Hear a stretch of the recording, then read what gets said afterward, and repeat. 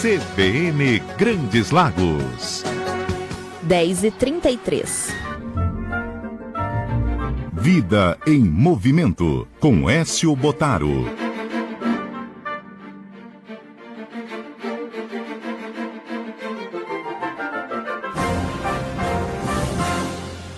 Professor Écio Botaro, muito bom dia, tudo bem? Bom dia, Manu. Agora estou bem. Passei por uma pequena semana aí meia conturbada com a companhia da dengue, Manu. Eita! Mas já estou me recuperando bem, não tive nenhum sintoma assim mais grave, consegui superar confortavelmente bem, embora com muito repouso, muita hidratação, uma boa alimentação e, acima de tudo, paciência, né, Manu? Com certeza, tem que cuidar. E que bom que tá melhor para trazer hoje aqui um convidado nosso para falar sobre diabetes mellitus, que é o doutor endocrinologista Marco Antônio Fernandes Dias. Muito bom dia, seja muito bem-vindo. Muito obrigado pelo convite, antes de mais nada, ao OS e à CBN. É um prazer estar aqui. Ele que inclusive tem um currículo bem bacana, né, Écio? Olha, eu particularmente sou suspeito em falar por conta da admiração que eu tenho por ele. Até queria fazer uma confissão aqui em público. Muitas das coisas que eu venho e transmito para os ouvintes aqui, eu extraio dele. Durante nossos momentos de aulas, eu atendo durante a semana, então muitas dúvidas, muitas coisas científicas ele me passa, me dá alguns exemplos, aí eu transformo naquelas metáforas, porque ele incentiva muito isso também. Então é um enorme prazer tê-lo aqui conosco, doutor. Eu tenho certeza que todos vão adorar essa entrevista de hoje. Espero também. Então vamos começar, né? Eu já tenho uma pergunta aí, a primeira. O que é o diabetes mellitus? Bom, antes de mais nada, o porquê do termo diabetes mellitus. Diabetes surgiu no século II.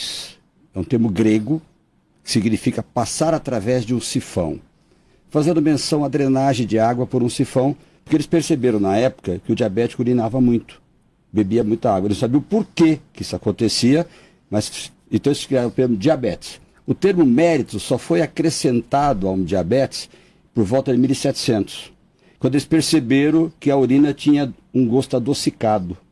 E mellitus vem do latim mel. Então, urina adocicada. Porque existia um outro tipo de diabetes, o insípidos, que não tem nada, pouca gente sabe que ele existe, que é por falta de um hormônio produzido na neurohipófise, que é um hormônio antidiurético, que você urina terrivelmente. Só para você ter uma ideia, passam pelo rim 180 litros por dia. E você urina de 1,5 litro a 2. Você urina 1% do volume que passa pelo rim. Quem é que retém essa quantidade? O hormônio antidiurético. Se você tiver uma lesão na neurohipófise e não produzir esse hormônio, você vai ter o diabetes insípido. Vocês percebiam que a urina não tinha gosto. Imagina que os médicos antigos deviam provar a urina para saber que era doce ou não, né? Mas enfim, não tinha laboratório para saber que tinha glicose na urina. Então mellitus é passar através e a urina doce. Daí veio o termo diabetes mellitus. Doutor, então já fazendo um gancho nessa pergunta, e qual a razão da importância desse diabetes para a nossa saúde? Bom, em primeiro lugar, é uma doença mais democrática que existe, né? Ela pega todo mundo. Qualquer raça, qualquer cor, qualquer religião, é uma doença democrática. Ela pega o mundo inteiro. É claro que alguns povos têm mais prevalência do que outros. E a crescente importância dessa doença é porque todas as estimativas de evolução da doença são furadas. Eu me lembro que em 2003, para o lançamento de uma insulina famosa, Lantus, a glargina, uma insulina revolucionária que não tem pico, eles previram que em 2025, nós estamos em 2025, nós teríamos 300 milhões de diabéticos.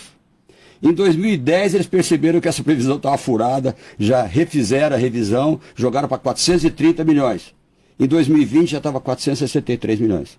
Em 2020 já furou a previsão de 2025.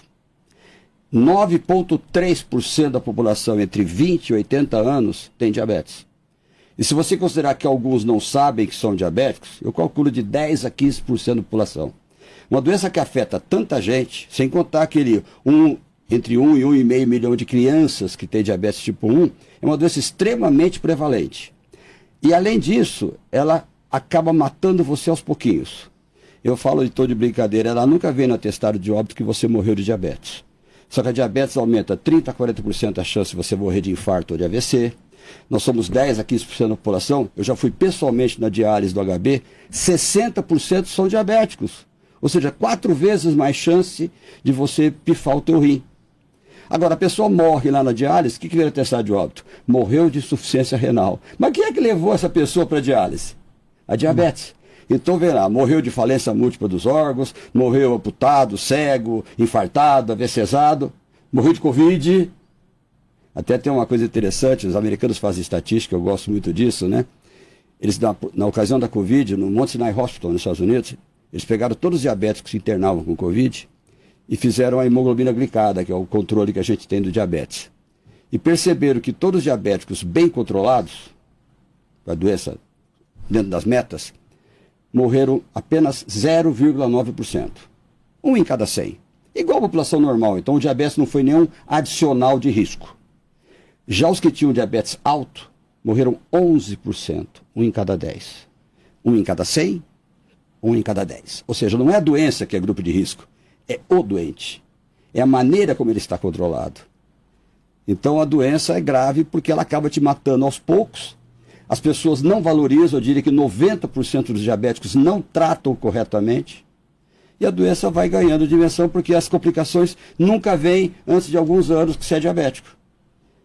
Eu acredito que todo fumante sabe que cigarro faz mal, mas ele acha que não vai acontecer com ele. Ele está bem, então ele continua fumando.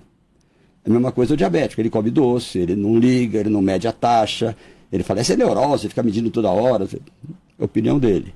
Aí quando vem a complicação, ele não tem mais solução. Outro dia chegou um cliente no consultório com neuropatia diabética. As pernas formigando, não conseguia dormir. Eu falei, doutor, dá um remedinho para tirar essa dor nas pernas. Eu falei, pois é. Quando você tem um sapato apertado, você toma Dorflex ou tira o sapato? Ah, eu tiro o sapato. Pois é, você quer um remedinho para tirar dor nas pernas e não trata o diabetes. É igual tomar Dorflex para quem não tira o sapato apertado. A autossabotagem, né? A autossabotagem aqui é um remédio para você resolver o problema a curto prazo para ele. Amanhã ele vai amputar essa perna por causa da neuropatia. Mas ele não valoriza. Então, a doença é importante porque ela tem uma altíssima mortalidade. E quando não mata, deixa a qualidade de vida horrível. Por isso que ela é importante. E vai crescer cada vez mais.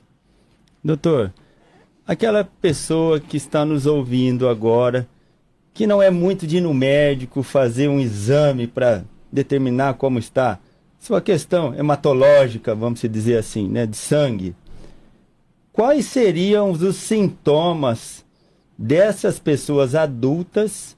E uma segunda pergunta, já engajada nisso também. Os pais, nós pais que temos filhos, quais seriam os sinais que esses filhos poderiam dar para a gente ficar atento? Opa, preciso levar no médico endocrinologista ou no hematologista para ver se é diabetes. Tá. Em primeiro lugar, os sintomas só acontecem quando a taxa está muito alta. Leves aumentos da taxa de glicose no sangue passam despercebidos. Por isso que o Ministério da Saúde sempre avisa. Metade dos diabéticos não sabe que são diabéticos, né? Até vira aquela piada. Por que o Ministério não avisa as pessoas, então, que metade não sabe, né? É porque eles não fazem exame, eles não têm sintomas. Quando vêm os sintomas são 4, basicamente. Você urinar demais, porque o açúcar puxa a água, diurese osmótica. Você desidrata, bebe muita água, come muito e mesmo assim perde peso. E por que perde peso? Porque é uma ironia, o diabético, quando ele está com a taxa alta no sangue, ele é um carente de açúcar, na verdade. Imagina um caminhão cheio de mercadoria rodando as rodovias e as cidades morrendo de fome. A taxa não tem que estar alta no sangue, ela tem que ser distribuída para os tecidos. A insulina não queima açúcar, ela transporta o açúcar para dentro das células. Então você faz o exercício, está com 500 de glicemia no sangue, mas o músculo não está recebendo aquele açúcar. Ele vai queimar proteína na hora que você fizer exercício. Ele definha, ele cataboliza. Então, é a doença dos 4 P's que a gente fala em termos médicos. Poliúria, que é urinar demais, polifagia, que é comer muito, polidipsia, que é beber muita água, e perda de peso. Mas quando ele tem isso, a taxa já está muito alta. A gente diz, quando o sujeito diagnostica nessa fase com bastante sintoma, já faz de 4 a 7 anos que ele era diabético e não sabia. Quando ele tem essa sintomatologia, já faz 4 a 7 anos. Sem sombra de dúvida. Agora, quem faz exame direto já detecta, porque ele está vendo taxas pequenas aumentarem, o médico chama a atenção, ó, tua taxa está subindo, tua hemoglobina glicada está um pouco mais alta. Aí ele pega no começo e faz uma prevenção melhor. O outro, quando tem sintomatologia exagerada, já faz muito tempo que ele é diabético, e muitas vezes o sujeito abre o quadro clínico de diabetes com infarto. Você vai no hospital ver o paciente com a taxa altíssima, você pergunta, há quanto tempo você é diabético? Não, eu não sou diabético. Você não sabia que é, mas você infartou. Infartou por causa do diabetes. Isso acontece também com as crianças. A criança já é mais difícil, porque a criança é diabetes tipo 1, né? O tipo 1 já tem um início mais abrupto, né? Diferente do tipo 2, que tem síndrome metabólica, geralmente. O tipo 2, deixa eu explicar melhor a diferença do tipo 1 e do tipo 2. O tipo 1 é aquela doença onde você não tem insulina. E o tipo 2, você tem insulina, mas ela tem um defeito para fazer ação no receptor. Todos os hormônios são assim, são produzidos aqui para fazer efeito ali. Você tem a testosterona, que sai do testículo e faz você ter barba, músculo, né? O ovário produz o estrogênio, faz a mulher ter toda a configuração física feminina. O hormônio de crescimento sai da hipófise, faz crescer. Então todo hormônio é produzido aqui para fazer efeito ali. A insulina é um hormônio produzido pela célula beta do pâncreas. Então o tipo 1, ele não tem a chave. O tipo 2 tem a chave, mas tem um defeito na fechadura. Ela não age direito. Por isso que o tipo 2 não entende porque ele tem muita insulina no começo. Na verdade, o pâncreas está trabalhando feito um louco para tentar vencer aquela resistência, o defeito da fechadura, do receptor, e com isso ele leva à exaustão. Ele acaba tendo um problema duplo. Ele tinha resistência e depois associou a isso a falência pancreática. Então, no começo ele tem excesso de insulina para depois começar a ter falta. Depois de uns 20 anos que ele é diabético, não raramente ele está tomando insulina igual ao tipo 1, porque ele entrou na deficiência. Mas ele foi inicialmente hiperinsulinêmico, ele teve excesso de insulina para vencer a resistência. São 2 diabetes diferentes. Então, o tipo 2 é mais fácil de você prever quem vai ser, porque ele tem a famosa síndrome metabólica, que é a obesidade central, hipertensão, dislipidemia caracterizada por triglicérides alto e HDL baixo, é típico da resistência à insulina, triglicérides alto e HDL baixo. E fica diabético. Ninguém fica diabético, hipertenso, dislipidêmico e fica obeso. A diabetes é a última. Ele é obeso, pressão alta, triglicérides alto, aí ele fica diabético. Então dá para você prever que ele vai ser. Ele tem obesidade central, acantose nígris, que é uma coisa escura nas dobradiças, esteatose hepática, que é gordura no fígado, triglicérides alto, HDL baixo. Aí eu não sou diabético. Vai ser. Vai ser porque você tem a síndrome metabólica. O tipo 1 não. O tipo 1 é autoimune. É uma doença onde você cria anticorpo contra a célula beta e você lesa a célula beta e ele fica diabético. Ele não tem essa resistência, ele não tem síndrome metabólica. Embora as duas cursem com glicemia alta, são doenças de etiologia totalmente distintas. Doutor, e esse famoso, né, diabetes, nós herdamos geneticamente ou está muito ligado ao estilo de vida? Bom, o tipo 2, que é o mais ligado à genética, tanto é que você vê, meu pai era, minha mãe era, meu tio, aquela história toda. Tudo bem, é lógico que você aprendeu lá no científico que o fenótipo de uma pessoa, 2 pontos, é o genótipo mais o meio ambiente. E por que está aumentando tanto a quantidade de diabéticos? O meio ambiente está mudando. A obesidade está crescendo muito. Essa é a grande causa daquilo que eu falei no começo, dos furos de estatística de origem para diabetes. Obesidade crescente. Só para te dar um exemplo prático, como não é só genético. A China e a Índia têm baixíssima obesidade. São talvez os países mais magros do mundo. Paquistão também, aqueles países todos do leste. Você pega o chinês que mora na China, ele tem uma porcentagem de obesidade. Vai para Chinatown, nos Estados Unidos, e vê os chineses que moram em Nova York. Eles estão americanizados. Você vai... Tem uma raça de índios, chama índios Pima, que vive uma parte no Arizona e uma parte no México. A maior parte vive no México. Houve a separação dos Estados Unidos e do México ali. Os que ficaram no Arizona ficaram obesíssimos, vivem andando de caminhonete, comendo hambúrguer, vivendo em reserva indígena, e tem, pasme, 80% de obesidade. E tem 50% de diabetes. É a população maior de diabetes no mundo. Os Pima do México são camponeses, campesinos, trabalham na agricultura. Tem a mesma obesidade dos mexicanos, de todo mundo. Por quê? A genética é a mesma. São índios Pima. Mas o estilo de vida é totalmente diferente daqueles que estão na reserva. Então, aquela história, você percebe que o indivíduo, quando é gordo, até o cachorro dele é gordo. O que o cachorro tem a ver com a genética dele? Exatamente. E com isso aumenta a quantidade de diabetes. Está vinculado diretamente ao diabetes. Ele já seria diabético mais tarde, com certeza. Mas isso está fazendo antecipar o início do processo e o início das complicações. Paralelo a isso, doutor, o que a gente pode fazer para tentar prevenir? Tá. Quando você pega o indivíduo que tem tudo para ter diabetes tipo 2, ele tem esteatose hepática, ele tem triglicérides alta, um trio. Perca peso, seja magro, evite doce e faça exercício. Se tiver que ser, você vai ser. Mas para que ser aos 50 se você pode ser aos 80? E até lá já vai ter mais recursos para tratar também. Se você imaginar o que vai acontecer quando você tiver 80.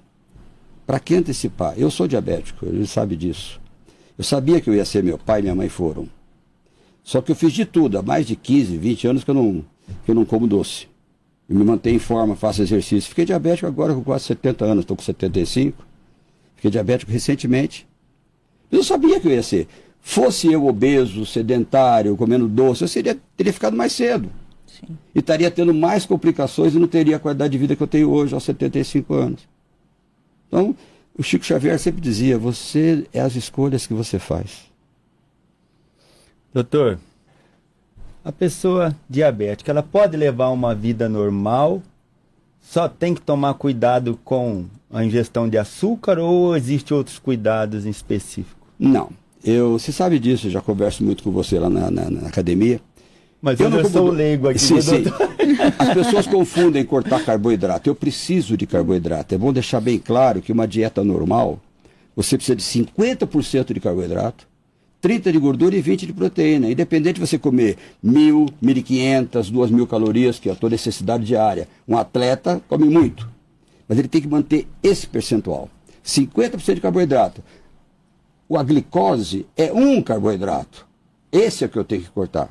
O doce explícito, eu não preciso dele para viver. O açúcar para viver já está no arroz, no feijão, na batata, no pão, no macarrão. Eu já como carboidrato. Eu preciso dele, senão eu vou queimar proteína. Eu tenho que queimar esse carboidrato.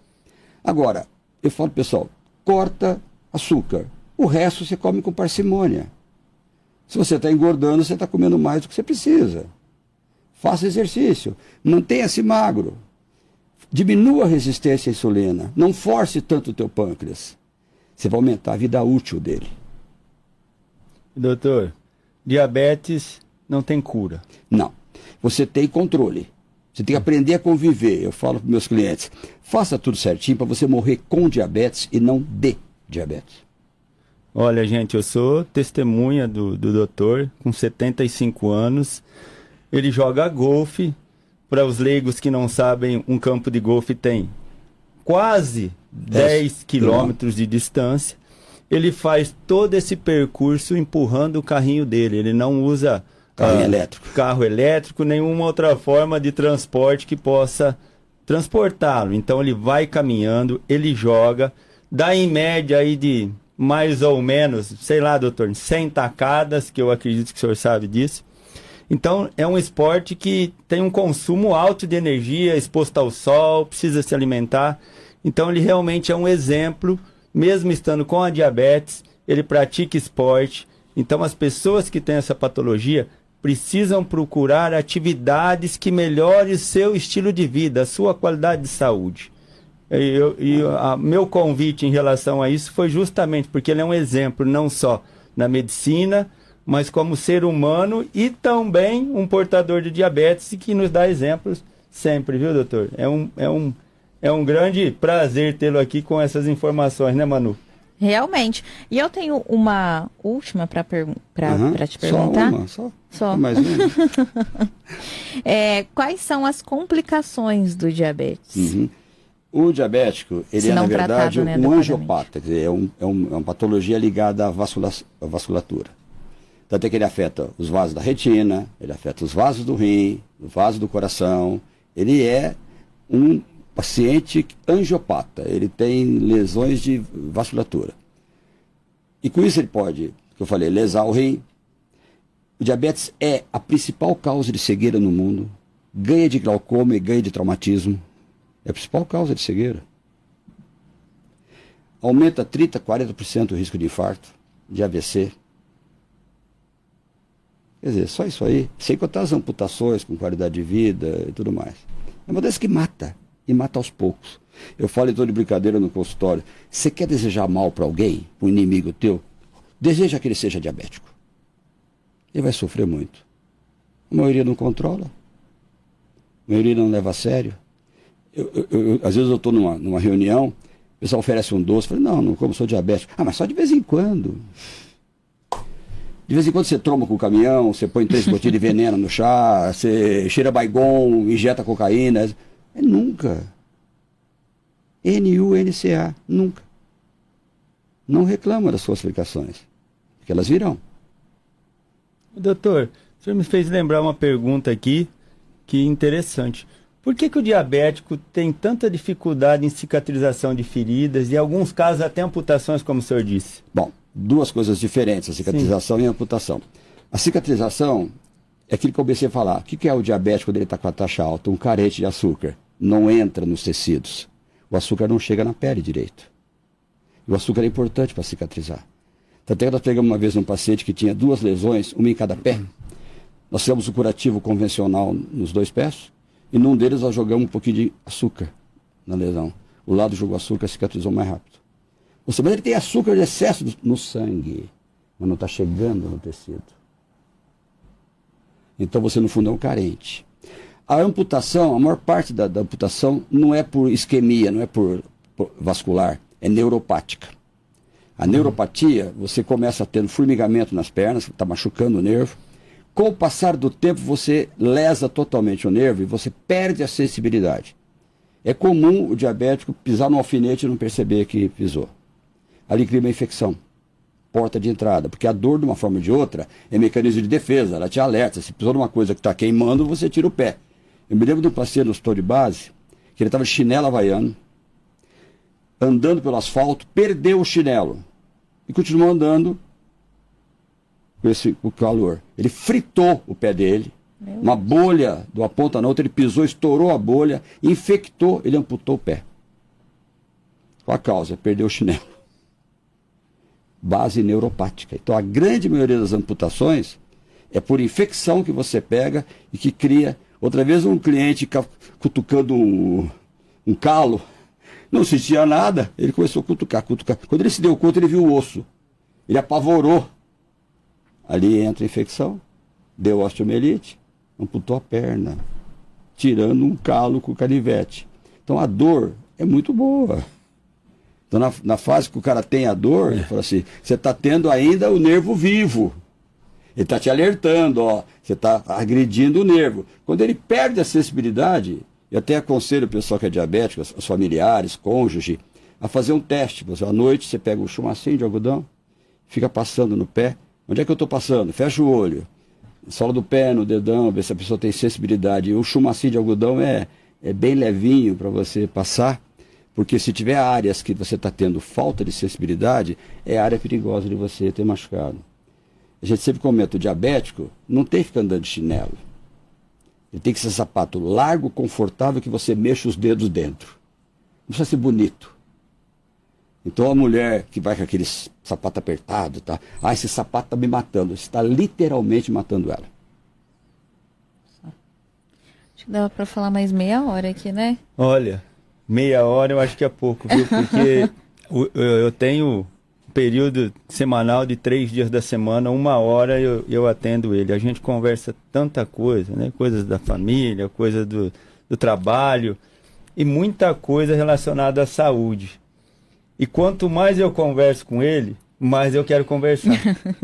Então, isso que você acabou de dizer é realmente pessoas que nos dá prazer, se você vê que ele sente prazer em explicar. Sim. Ele tem conteúdo, tem simplicidade no jeito, você viu as metáforas que ele... E dá ele para entender cita, muito bem. Que você fechar os olhos, você entende. O leigo deu para entender bem. Com certeza. Então eu acredito que daria para falar a semana toda de vários assuntos, que ele é uma pessoa fantástica, eu admiro muito e agradeço e parabéns por pelos ouvintes não poder ter sei se ouvido o eu senhor. cumpri aquilo que você pretendia, mas de qualquer maneira... Ó, porque, por exemplo, ele poderia estar viajando, né? Carnaval. Não, eu ficaria por aqui mesmo. Carnaval. E veio aqui eu no não Sabadão falar com a gente. Todo carnaval eu compro pijama novo, que é para rasgar a fantasia. Nossa. E eu tirei do golfe hoje, viu, Manu? Ah lá, ó. Me tirou do golfe, é verdade. Amanhã cedo eu vou lá. Me tirou do golfe. Doutor, muito obrigada, viu, É pela isso, é um participação. Volte sempre aqui no nosso estúdio. Obrigado, muito obrigado pelo convite. E, professor, muito obrigada a você também, viu, por mais um sábado aqui conosco. Um ótimo fim de semana. A gente espera a semana que vem. E eu que agradeço, espero que o ouvinte tenha lucrado muito com essas informações que eu acredito que foram maravilhosas. Um grande abraço a todos.